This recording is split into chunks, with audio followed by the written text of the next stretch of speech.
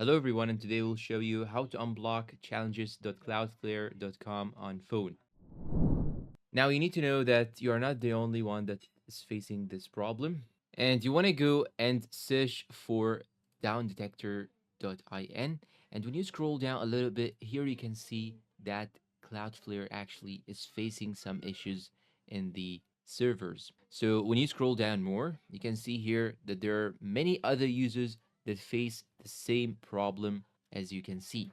And when you scroll down more, you can see here that the servers are down. So keep that in mind. Another solutions that you can actually do is to simply try to use a VPN. And if you are using a VPN, try to use another country. And the good thing is that you can even go and click on these three dots on the top right side and clear the cache data or the history data. And this will also solve your problem. And that's all for today's video. If you find it helpful, please support us with like, subscribe, comment, share. Thank you for watching and goodbye.